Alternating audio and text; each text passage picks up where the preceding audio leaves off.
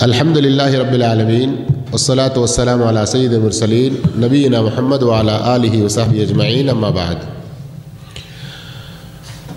اعوذ باللہ السمیع العلیم من الشیطان الرجیم ثم جعلناک علی شریعۃ من الامر فاتبعها۔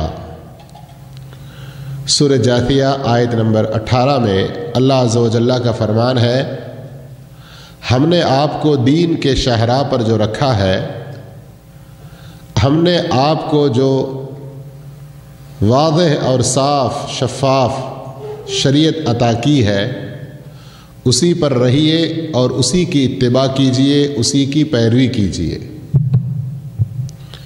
یہ آیت کہاں پر ہے؟ سورہ جاثیہ میں ہے۔ ذرا اس آیت کے معانی پر غور کریں آپ۔ ہمارے نبی کریم محمد مصطفیٰ صلی اللہ علیہ وسلم کے بارے میں ہمارا ایمان و یقین ہے کہ آپ معصوم عن الخطا ہیں، ہے نا؟ اس میں کوئی شک نہیں ہے، اور کسی مومن کو شک ہونا بھی نہیں چاہیے۔ اس کے باوجود اللہ کیا کہہ رہا ہے؟ اے نبی صلی اللہ علیہ وسلم، ہم نے آپ کو جو شریعت عطا کی ہے اسی شریعت کی پیروی کرنا ہے، اور یہی حکم اللہ تعالی نے قرآن میں اور بھی کئی جگہوں پر نبی صلی اللہ علیہ وسلم کو بھی دیا اور مسلمانوں کو بھی دیا بالخصوص، کہ تم اپنی زندگی میں اللہ کے بتائے ہوئے حکم کے مطابق اور نبی کے طریقے پر چلنے کی کوشش کرو، اسی میں تمہارے لیے کامیابی ہے۔ سورہ اعراف کے اندر آپ دیکھیں گے وَاتَّبِعُوهُ، اتباع پیروی صرف اور صرف اللہ کے کتاب اور نبی کریم محمد مصطفیٰ صلی اللہ علیہ وسلم کی، حتیٰ کہ نبی کریم صلی اللہ علیہ وسلم بھی دین کی کوئی بات اپنی مرضی سے نہیں کرتے۔ وما ينطق عن الهوى ان هو الا وحی یوحی، آپ اپنی خواہش سے کوئی بات نہیں کرتے ہیں، آپ کی جو بات ہے وہ اللہ کی طرف سے وہی ہے۔ اس لیے میرے بھائیوں، جو چیز اللہ کے رسول صلی اللہ علیہ وسلم کی وفات سے پہلے دین کے طور پر نہیں تھی، وہ چیز کبھی بھی بعد میں دین کے طور پر نہیں ہو سکتی۔ دین وہی ہے جو اللہ کے رسول صلی اللہ علیہ وسلم کی وفات سے پہلے تھا، اور یہ بات امام مالک رحمۃ اللہ علیہ اور متعدد ائمہ اکرام سے بھی ثابت ہے، حتیٰ کہ ان ائمہ سے پہلے رسول اللہ صلی اللہ علیہ وسلم کے فوراً بعد دنیا کے تمام انسانوں میں سب سے افضل، نبیوں کے بعد دنیا کے تمام انسانوں میں سب سے افضل کون؟ حضرت ابو بکر صدیق رضی اللہ تعالی عنہ جب خلافت کی باغ ڈور سنبھالتے ہیں اور لوگوں کے سامنے کھڑے ہو کر تقریر کرتے ہیں، بیان کرتے ہیں، اور یہ اپنا پہلا خلافتی بیان، پہلا صدارتی بیان، عہدہ حاصل ہونے کے بعد سب سے پہلا بیان، اس کے اندر بھی کیا کہتے ہیں؟ جب تک میں تمہارے درمیان اللہ اور اس کے رسول کے مطابق فیصلے کرتا رہوں تو میری اطاعت کرنا، اور اگر میں تھوڑا بھی کہیں ادھر ادھر کھسکتا ہوا نظر آیا تو میری گرفت کرنا اور میری اصلاح کرنا۔ اللہ اکبر! یہ خلیفہ راشد، صحابہ کہتے ہیں ہم سب میں اعلمنا ابو بکر، ابو بکر ہم سب میں زیادہ علم والے آدمی، ان کا یہ کام، ان کا یہ مقام۔ حضرت عمر رضی اللہ عنہ کے بارے میں صحیح بخاری میں ہے، کان وقافا عند کتاب اللہ، عند آیت اللہ، اللہ کی بات آ جاتی تو حضرت عمر رضی اللہ عنہ فوراً اس پر عمل کرنے کے لیے تیار ہو جاتے۔ صحابہ اکرام کا یہی طریقہ کار تھا۔ تو آج بھی ہم کو یہ بات اچھی طرح سمجھ لینا چاہیے کہ ہمیں کوئی کام اچھا لگے تو وہ کبھی دین ہو سکتا نہیں ہو سکتا جب تک کہ اس پر اللہ کی طرف سے، اللہ کے رسول کی طرف سے مہر نہ ہو۔ جیسے پچھلی بار بھی ہم سن چکے ہیں کہ حکومت اگر کہہ دے کہ یہ نوٹ نہیں چلے گی، حالانکہ کل تک وہ چل رہی تھی، تو اب اس کی ویلیو ختم ہو گئی نا۔ سمجھو یہ بات، یہ مثال ہمارے سامنے دنیا میں ایسی کئی اور مثالیں اللہ دکھاتا رہتا ہے، لیکن مشکل یہ ہے کہ لوگ عبرت نہیں حاصل کرتے۔ بات ہماری آج اس مہینے میں جو بہت زیادہ اہتمام کے ساتھ لوگ منانے کے لیے چل پڑتے ہیں، میلاد النبی جسے کہا جاتا ہے، بلکہ اس کا نام عید میلاد النبی رکھا گیا ہے، اس کے بارے میں کچھ باتیں ہوں گی، لیکن جیسے میں نے کہا شروع میں، ایک عام آدمی کو سمجھانے کے ناحیے سے میری بات ہوگی، تو کوئی ترتیب سے نہیں، بلکہ معاشرے میں جو غلط فہمیاں جیسی پھیلی ہوئی ہیں اس میں سے کچھ نمونوں کو لے کر اس کی کیا حقیقت ہے آپ کے سامنے میں واضح کروں گا۔ میرے بھائیوں، ایک موٹی بات تو آپ نے سمجھ لی کہ جو چیز ہمیں یا ہمارے بڑوں کو اچھی لگے وہ کبھی دین نہیں ہو سکتی، بلکہ جن پر دین اترا، جن پر قرآن اترا، یعنی محمد صلی اللہ علیہ وسلم، ان کو بھی اس بات کی اجازت نہیں ہے کہ اپنی طرف سے کچھ کہیں، بلکہ جو اللہ نازل کرتا ہے اسی کی پیروی کرنا ہے اور وہی چیز لوگوں تک پہنچانا ہے۔ تو پھر ہماری کیا مجال ہے کہ ہم اپنی طرف سے کسی چیز کو اچھی سمجھ کر دین میں داخل کر سکیں۔ میلاد النبی یہ کیا چیز ہے؟ ہم سب لوگ جانتے ہیں، موٹے لفظوں میں ہمارے عام ایک سمجھنے کے لیے کہے تو یہ ہمارے نبی صلی اللہ علیہ وسلم کا برتھ ڈے، لیکن استغفر اللہ، اللہ مجھے بھی معاف فرمائے، ہم سب کو معاف فرمائے، نبی صلی اللہ علیہ وسلم کی مناسبت سے یہ الفاظ تھوڑے سے بے ادب، بے سلیقے کے معلوم ہوتے ہیں، ہے نا؟ اس لیے ذرا مہذب انداز میں میلاد شریف، نبی پاک صلی اللہ علیہ وسلم کا میلاد مبارک، اس طرح کے ہم نام دے لیتے ہیں۔ لیکن اگر ایک عام سمجھنے کے لیے کہا جائے تو میلاد جو لفظ عربی ہے یہ مولد سے، آپ کے اقاموں میں کیا لکھا ہوتا ہے؟ تاریخ ہاں، آپ کا ڈیٹ آف برتھ کیا ہے، یہی مراد ہے، ڈیٹ آف برتھ جو کہتے ہیں وہی تاریخ المیلاد۔ تو یہاں پر بھی کیا ہوتا ہے، نبی کریم صلی اللہ علیہ وسلم کا اگر ہندی میں کہنا چاہیں تو آپ کا جنم دن، تو آپ صلی اللہ علیہ وسلم کا جو برتھ ڈے یا آپ کا پیدائشی دن، آپ کا جو جنم دن ہے، اس دن کو یاد کر کے کچھ خصوصی اہتمام کرنا۔ تو یہ بات سب سے پہلے آپ اس ناحیے سے سوچئے کہ جو لوگ موجودہ وقت میں میلاد منا رہے ہیں، میلاد اس وقت جو لوگ منا رہے ہیں، وہ لوگ خود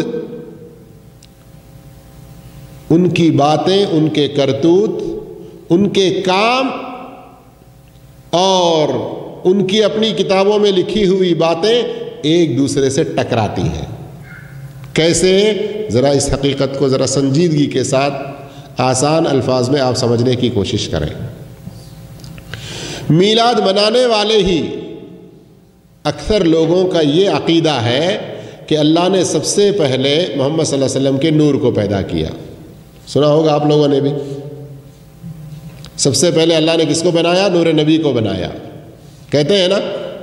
بلکہ اب تو کئی لوگوں کی زبان پر یہ ہو گیا کہ اللہ نے سب سے پہلے نبی صلی اللہ علیہ وسلم کو پیدا کیا، سیدھے ایسے ہی کہتے ہیں۔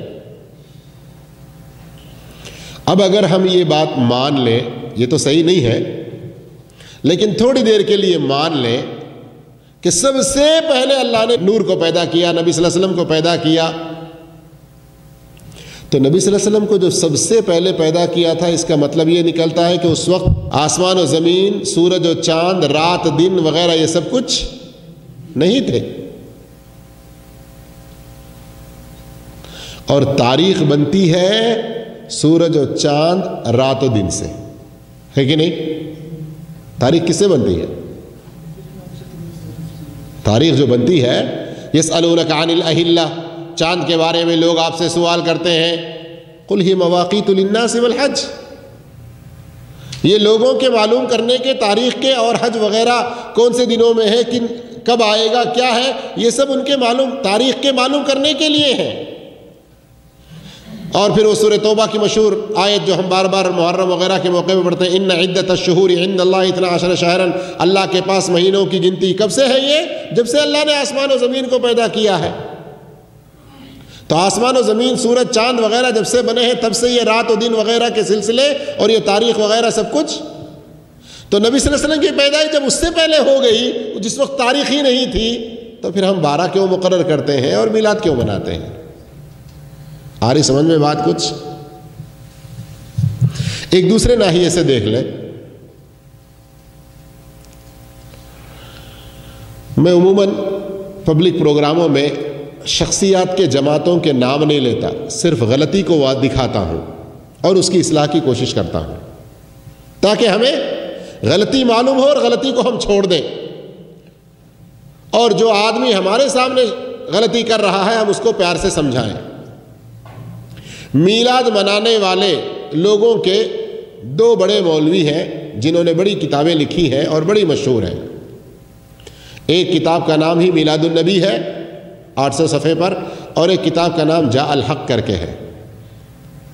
ان دونوں کتابوں کے مصنفوں نے یہ اعتراف کیا، یہ اس کے اندر صاف طور پر لکھا کہ صحابہ کی زندگی میں عہد قرون اولیٰ میں میلاد نہیں منایا جاتا تھا۔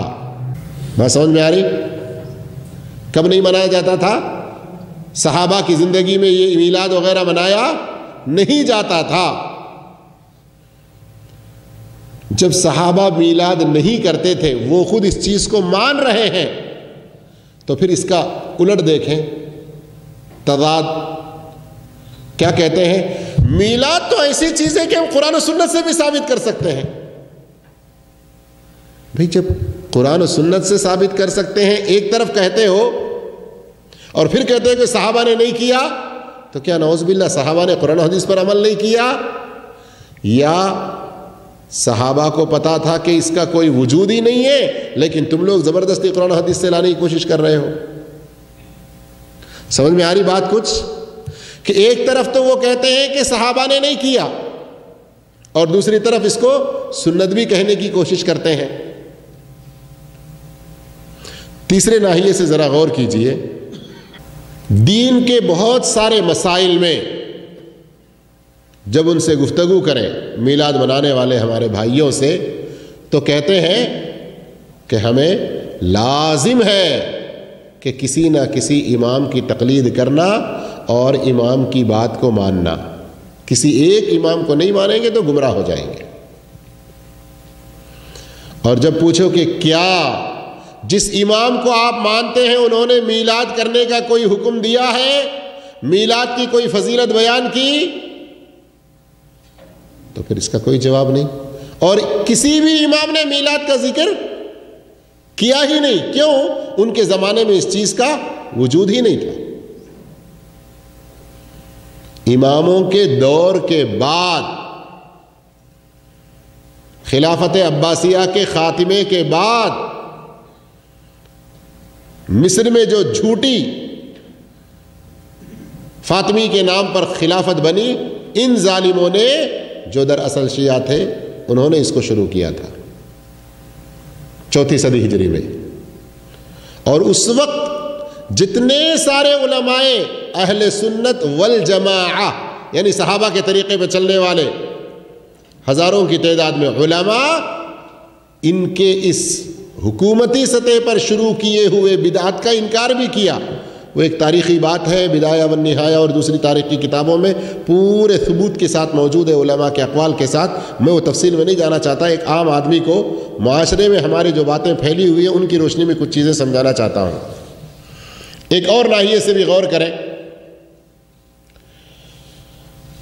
جب کوئی کہنے والا کہتا ہے یا ہم کہتے ہیں کہ میلاد نہ اللہ کے نبی صلی اللہ علیہ وسلم نے منایا، نہ رسول اللہ صلی اللہ علیہ وسلم نے منایا، نہ صحابہ نے، نہ اس کی کوئی اجازت ہے، نہ ائمہ نے اس کی اجازت دی، تو آگے سے کیا کہتے ہیں؟ یہ بتاؤ کہ عید میلاد النبی منع کہاں ہے؟ کیا اللہ کے نبی صلی اللہ علیہ وسلم کوئی حدیث ہے کہ تم عید میلاد النبی نہ مناؤ؟ ایسا الٹا سوال کرتے ہیں۔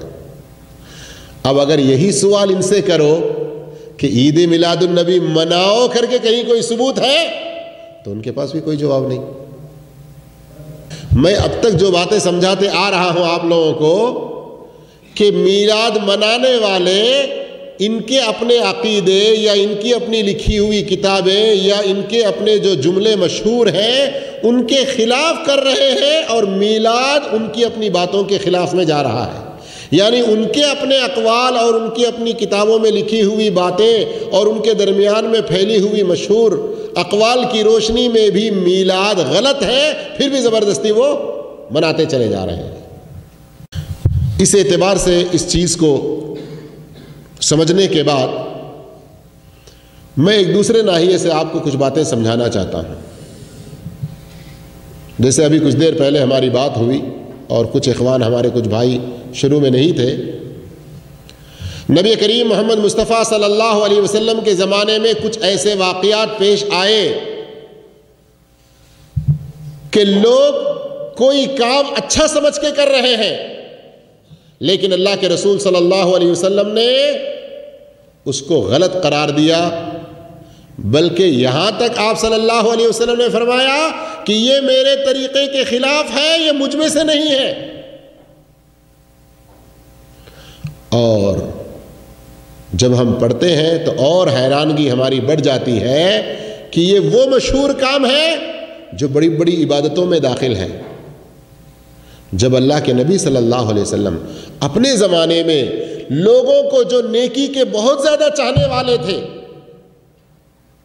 ان کو اس بات کی اجازت نہیں دی کہ اپنی منمانی وہ جیسی چاہے ویسی نیکی کریں، بلکہ آپ نے طریقے بتلا کر، وضاحت کر کے بتلا دیا، سمجھا دیا کہ نیکی اگر کرنا ہے تو اس کا یہ طریقہ ہے، اس سے ہٹ کر کرو گے تو بدعت میں داخل ہو جاؤ گے۔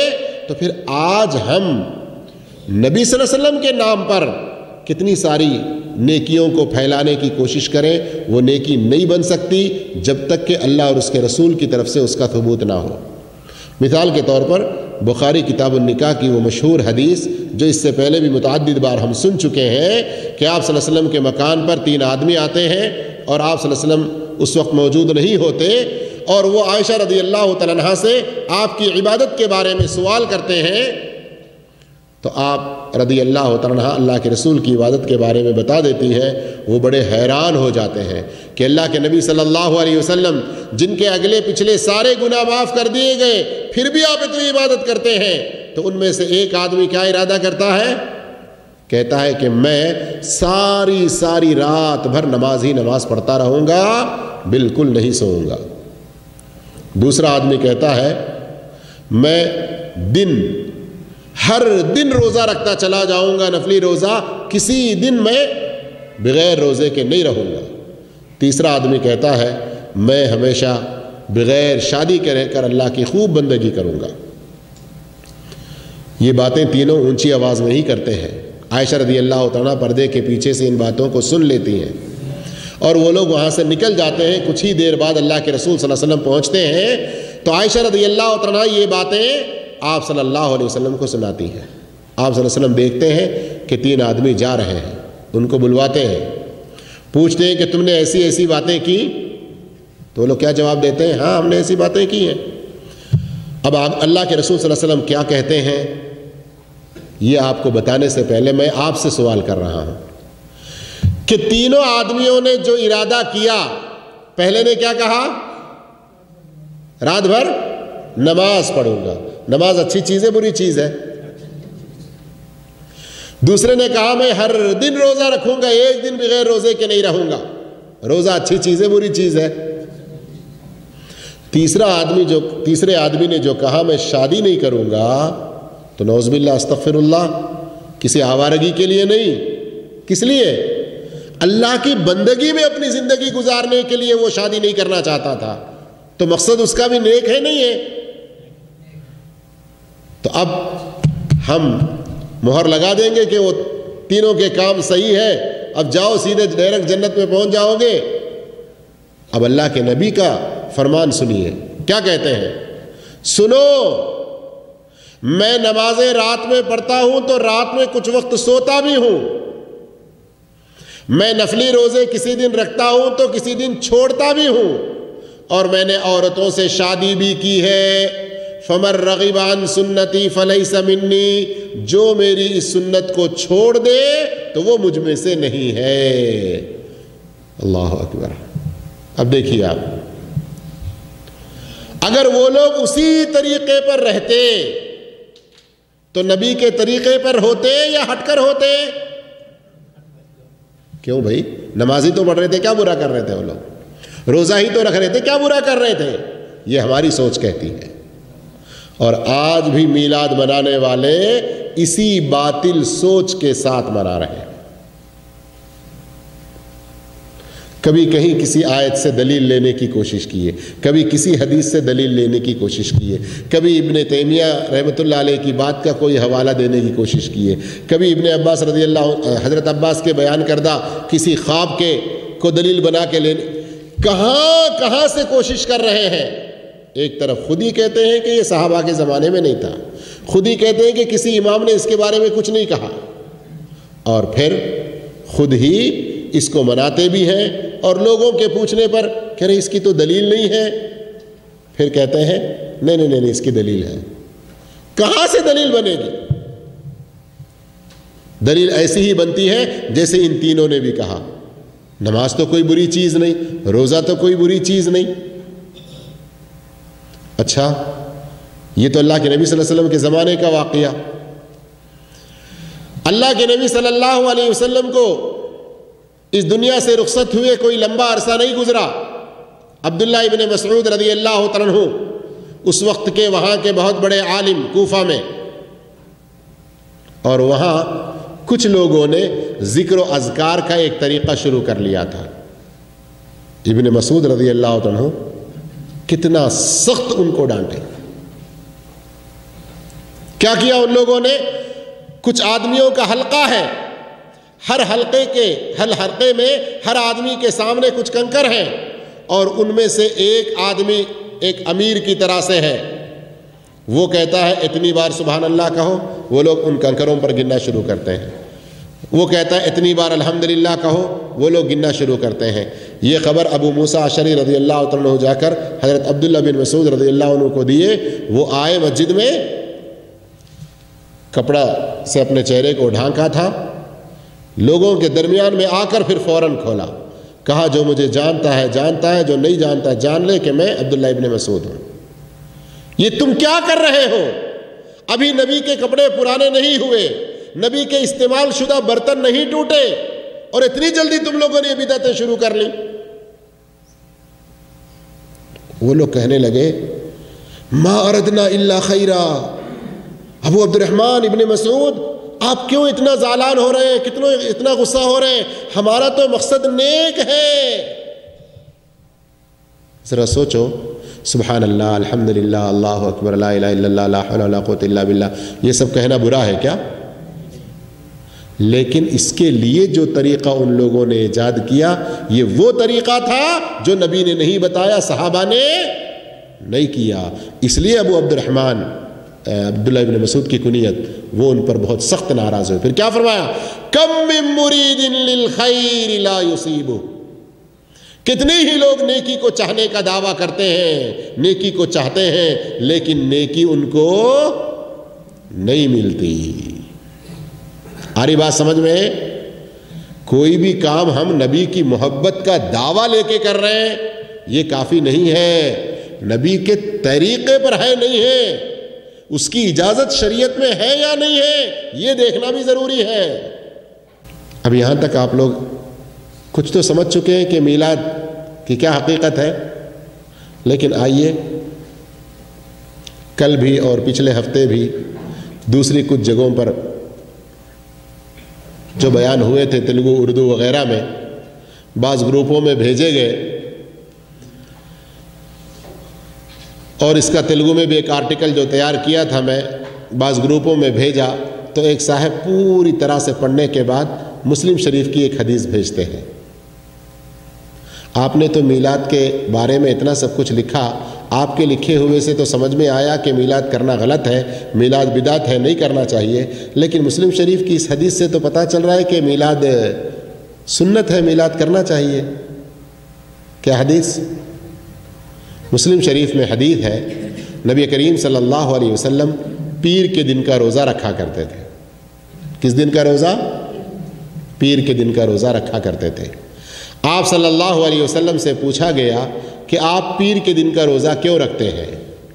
تو آپ صلی اللہ علیہ وسلم نے فرمایا ذاک یوم ولدت فیہ وبعثت فیہ، یہ وہ دن ہے جس دن میں پیدا ہوا اور اسی دن مجھے نبوت ملی، مجھ پر قرآن اتارا گیا۔ کیا کہتے ہیں کہ دیکھو اللہ کے نبی تو اپنے پیدائش کے دن کو منا رہے ہیں۔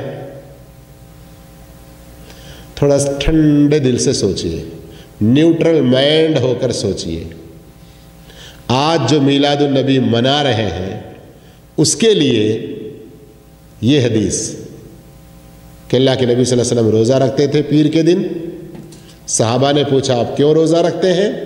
تو آپ نے فرمایا اسی دن میں پیدا ہوا اور اسی دن مجھے نبوت ملی۔ کس دن؟ ذرا سوچئے، میلاد النبی منانے کے لیے یہاں کوئی دلیل نظر آ رہی ہے؟ لیکن زبردستی کہتے ہیں دیکھو نبی اپنی پیدائش کے دن روزہ رکھ کے اس دن کو یاد کر رہے ہیں، تم کیسے گستاخ ہو کہ نبی کی پیدائش کے دن کو منانا غلط کہتے ہو؟ تو اب ذرا 2-3-4 طریقوں سے یہ حدیث میلاد کے لیے دلیل نہیں بنتی، کیوں؟ ذرا 2-3 طریقوں سے سمجھنے کی کوشش کریں۔ نمبر 1، میلاد سال میں کتنی بار مناتے ہیں؟ جواب دیجئے بھائی، میلاد سال میں کتنی بار آتا ہے؟ ایک ہی بار آتا ہے؟ جی 2 بار آتا ہے؟ اللہ اکبر۔ اور کوئی؟ چلیے نبی صلی اللہ علیہ وسلم کا میلاد، ہمارے جلیل بھائی نے کہا کہ ہر آدمی کا اپنا اپنا ہو تو ہر دن کسی نہ کسی کا میلاد ہوگا، تو وہ نہیں کہہ رہا ہوں بھائی، نبی کریم صلی اللہ علیہ وسلم کے میلاد سال میں اگر 12 ربیع الاول کو کرتے ہیں تو ایک ہی بار نا؟ اور اللہ کے نبی صلی اللہ علیہ وسلم کی جو حدیث بیان کی جا رہی ہے، آپ سوموار کو روزہ رکھتے تھے، یہ سوموار کتنے میں کتنی بار آتا ہے؟ ہفتے میں 1 بار، سال میں کم سے کم 52 بار۔ تو دلیل بن رہی ہے یہ۔ تو آپ بھی کیا کرو، میلاد منانا ہو تو سال میں 1 بار نہ کرو، سال میں 52 بار کرو۔ ہاں، اس لیے کہ اللہ کے رسول ہر سوموار کو روزہ رکھتے تھے نا۔ دوسرے ناحیے سے یہ دلیل نہیں بن سکتی، اس کے لیے دوسرے طریقے سے آپ غور کیجئے۔ وہ کیا؟ نبی کریم صلی اللہ علیہ وسلم یہاں فرما رہے ہیں کہ اسی دن میں پیدا ہوا اور اسی دن مجھ پر قرآن اترا، یا اسی دن مجھے نبوت عطا کی گئی۔ تو جس طرح آپ کا پیدائش کا دن منا رہے ہیں ویسے ہی آپ کا نبوت کا دن بھی منائیں گے۔ اس لیے کہ اس حدیث کے اندر دونوں چیزوں کا ذکر ہے، اور نبوت کا دن بھی منانا ہے تو پھر وہ 21 رمضان کو نہیں منانا، جیسے بعض مورخین نے لکھا ہے کہ آپ کو جو پہلی وحی آئی تھی کس تاریخ کو آئی تھی؟ بعض نے لکھا ہے رمضان کی 21ویں تاریخ کو شب قدر تھی وہ، بلکہ ہر سوموار کو کرنا ہے۔ لیکن کوئی کرتا ہے تو آدھا تیتر آدھا بٹیر، کیوں بھائی؟ کہ اس حدیث میں سے آدھی ہی دلیل لے رہے، پیدائش کا دن منا لے رہے، اور آپ صلی اللہ علیہ وسلم تو فرما رہے کہ میں روزہ اس لیے رکھ رہا ہوں کہ اس دن میں پیدا ہوا اور اس دن مجھ پر قرآن اترا۔ ہم کرو کر کے نہیں کہہ رہے ہیں، پھر غلط مطلب لے کے شروع نہیں کرنا، ہم اس کو توڑنے کے لیے یہ الزامی جواب دے رہے ہیں۔ تیسرا طریقہ کہ یہ دلیل نہیں بن سکتی، یہاں اس حدیث کے اندر روزہ رکھنے کا ذکر ہے، اور آپ لوگ کہاں روزہ رکھتے ہیں؟ عید میلاد النبی کے نام پر اتنے بڑے جلسے جلوس، اتنے بڑے جشن، اسپیشل قسم کے پکوان، کھانے وغیرہ، اور کوئی بھی بدعت بغیر کھانوں کے پوری نہیں ہوتی. یہ الگ بات ہے، اس طرف جائیں گے تو پھر اور سخت ناراض ہو جائیں گے. ہم ناراضگی نہیں مول لینا چاہتے ہیں، بھائیوں سے اس بدعت کو دور کروانا چاہتے ہیں. چوتھے طریقے سے غور کریں. یہاں اس کے اندر کہا گیا روزہ. آپ صلی اللہ علیہ وسلم روزہ رکھا کرتے تھے. تو یہ جو دن ہے میلاد النبی جسے کہتے ہیں، آج کل اس کا نام ہی کیا پڑ گیا؟ عید میلاد النبی، ہے نا؟ تو یہ بھی کتنا بڑا تضاد ہے. کیا عید کے دن روزہ رکھا جاتا ہے؟ تو جس دن آپ صلی اللہ علیہ وسلم نے روزہ رکھا اس حدیث کو لیتے ہو اور پھر اپنی عید مناتے ہو، جبکہ اللہ کے رسول صلی اللہ علیہ وسلم کا فرمان ہے جس نے عید کے دن روزہ رکھا اس نے اللہ کے رسول کی نافرمانی کی. تو جمے گا ہی نہیں. تو کسی بھی ناحیے سے سوچیں یہ نہیں جمے گا.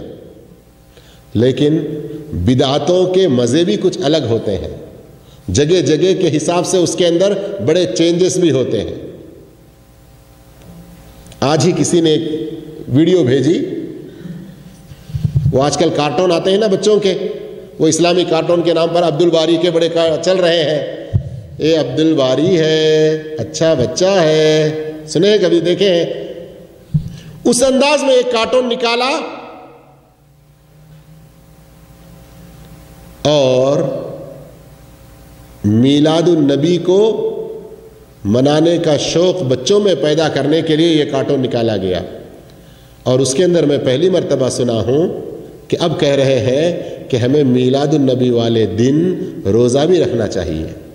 پھر ساتھ میں یہ بھی کہہ رہے ہیں کہ اچھے اچھے پکوان بھی کرنا ہے، ہو سکتا ہے وہ افطار کرنے کے بعد کھا لیں گے.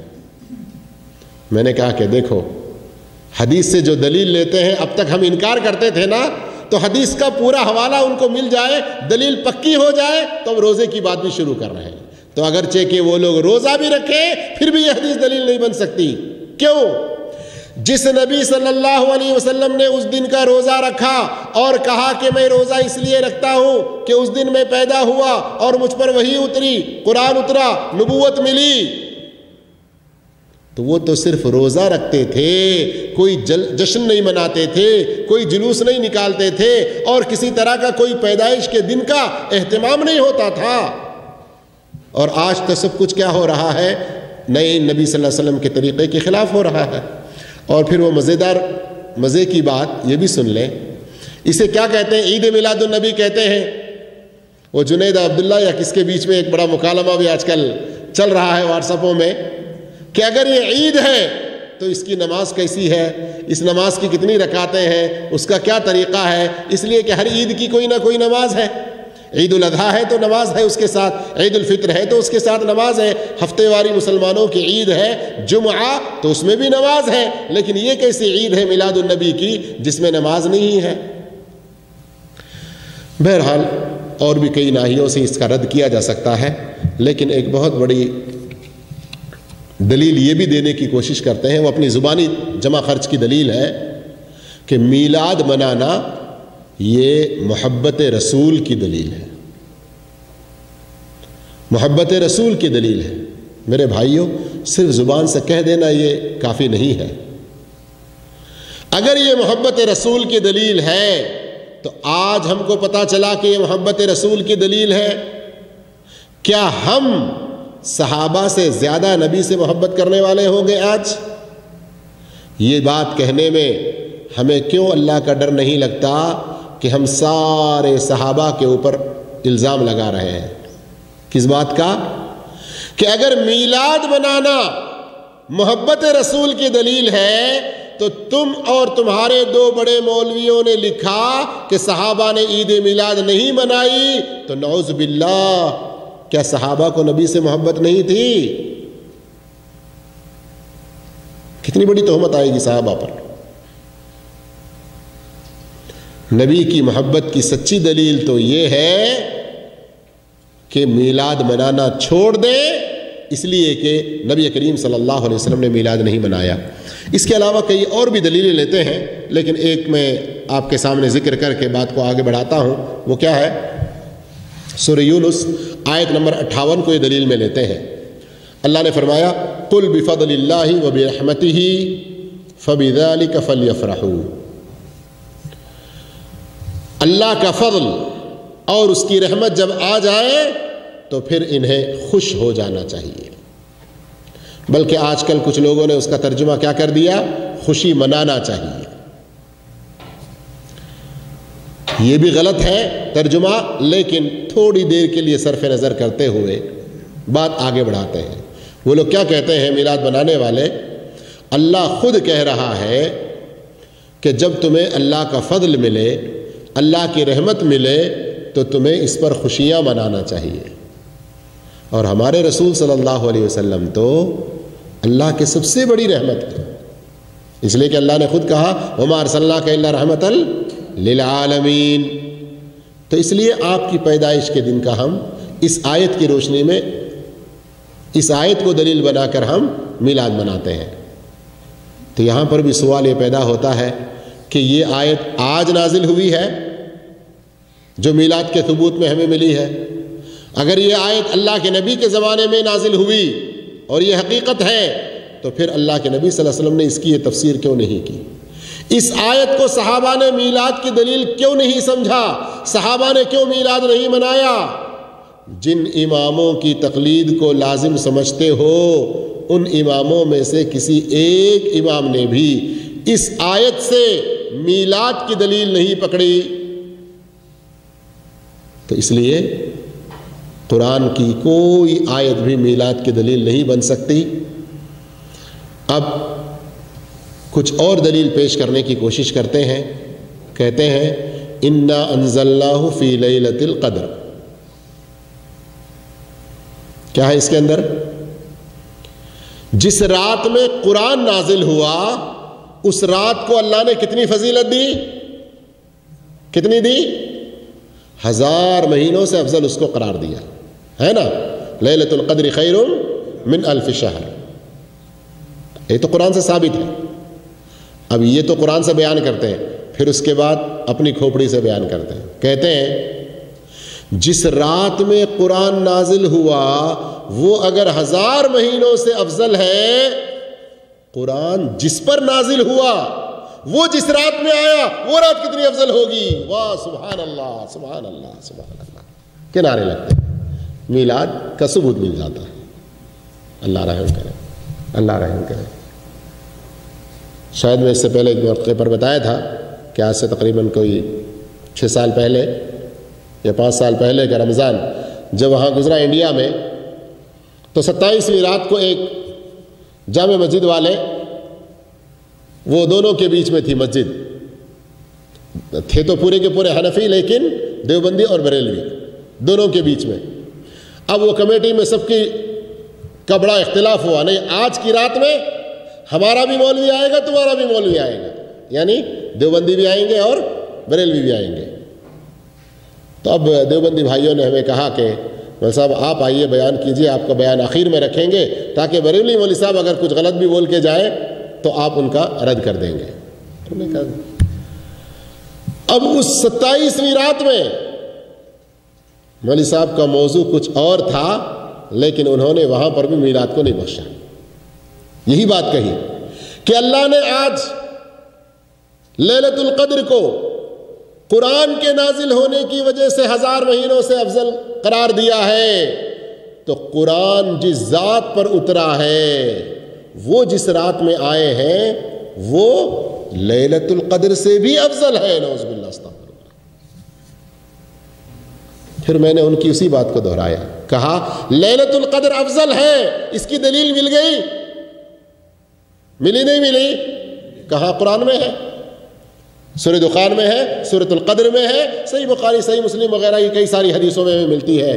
لیکن مولوی صاحب نے پھر بعد میں اپنی عقل سے جو بات کہی کہ آپ صلی اللہ علیہ وسلم کی پیدائش والی رات لیلۃ القدر سے بھی افضل ہے، زور سے بہت تو کہہ دیا لیکن دلیل تو کچھ نہیں پیش کی۔ تو جب دلیل نہیں ہے تو اس چیز کو مانی نہیں جائے گی، اور ہم اس کے خلاف دلیل پیش کرتے ہیں کہ آپ صلی اللہ علیہ وسلم کی پیدائش کی رات قرآن کے نازل ہونے والی رات سے افضل نہیں ہے۔ کیوں؟ سورہ آل عمران میں اللہ رب العالمین کہتا ہے لَقَدْ مَنَّ اللَّهُ عَلَى الْمُؤْمِنِينَ إِذْ بَعَثَ فِيهِمْ، اللہ نے بڑا احسان کیا مومنین پر۔ کب؟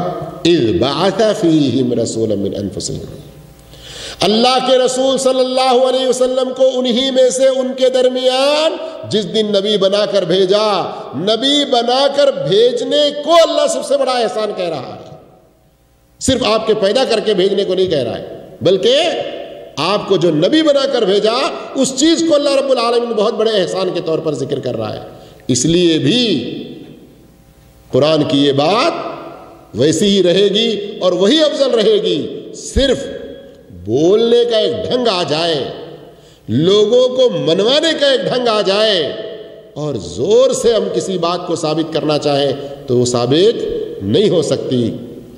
بات موضوع سے ہٹ کر ہے، لیکن ان لوگوں کے دلیل دینے کا طریقہ کیا ہوتا وہ ذرا ایک بات میں آپ کو سمجھا دیتا ہوں کہ ایک صاحب نے کہا کہ اولیاء اللہ سے، بزرگوں سے، ساروں سے مدد مانگنا جائز ہے۔ کیسے جائز ہے؟ تو اب انہوں نے ساری آیتیں پڑھ ڈالی۔ کون سی آیتیں پڑھی؟ وَتَعَاوَنُوا عَلَى الْبِرِّ وَالتَّقْوَى، جب تمہارا بھائی کوئی تم سے مدد طلب کرے تو تم اس کی مدد کرو۔ قرآن میں ہے نا، حدیثوں میں بھی اس کا ذکر بہت موجود ہے کہ آپس میں ایک دوسرے کی مدد کی اسلام ترغیب دیتا نہیں دیتا۔ اور قیامت کے دن کے بارے میں کہ وہاں سارے انسان آدم علیہ السلام کے پاس جائیں گے، پھر نوح علیہ السلام کے پاس، پھر ابراہیم، موسیٰ، عیسیٰ۔ کیا؟ کہ اللہ ابھی تک حساب و کتاب شروع نہیں کیا ہے، آپ سفارش کریں کہ اللہ تعالیٰ حساب و کتاب شروع کر دے۔ یہ حدیث بھی صحیح بخاری میں صحیح ہے۔ کہتے ہیں جب دنیا میں مدد مانگ سکتے ہیں، ایک دوسرے کی کر سکتے ہیں، آخرت میں بھی مدد مانگتے ہیں نبیوں سے جا کر، تو پھر جو قبروں میں ہیں ان سے کیوں نہیں مانگ سکتے؟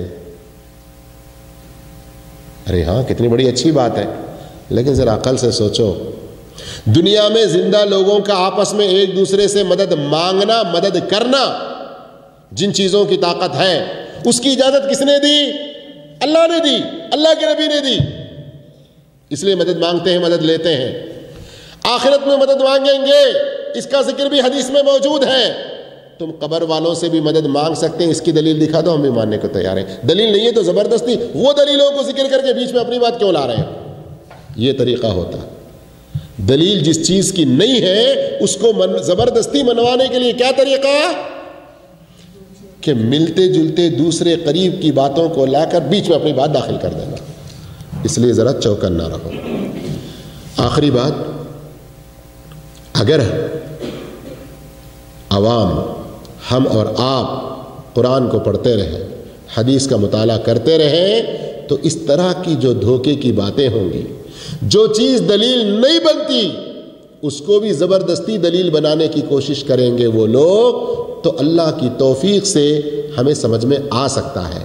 لیکن جب ہم پڑھنے کی کوشش نہیں کرتے، سمجھنے کی کوشش نہیں کرتے، ہم ایسے ہی دین علم سے دور ہوتے رہیں گے تو بہت سارے بدعات اور خرافات میں پڑ جائیں گے، اور اس دنیا میں سب سے پہلا جو شرک، سب سے پہلی جو بدعت شروع ہوئی، صحیح بخاری میں ابن عباس رضی اللہ عنہ کے فرمان کے مطابق وَنُسِخَ الْعِلْمُ او تنسخ العلم ثم عبد، لوگوں سے جب علم دور ہوا، لوگوں سے علم جب مٹ گیا، تو پھر ان نیک لوگوں کی عبادت کی جانے لگی۔ تو علم بہت بڑا ہتھیار ہے۔ پڑھو قرآن کو، پڑھو حدیث کو، اور قرآن و حدیث کے ذریعے حق کو سمجھنے کی کوشش کرو۔ اللہ مجھے آپ کو سب کو نیک توفیق عطا فرمائے، ہر طرح کے بدعت و خرافات سے بچے۔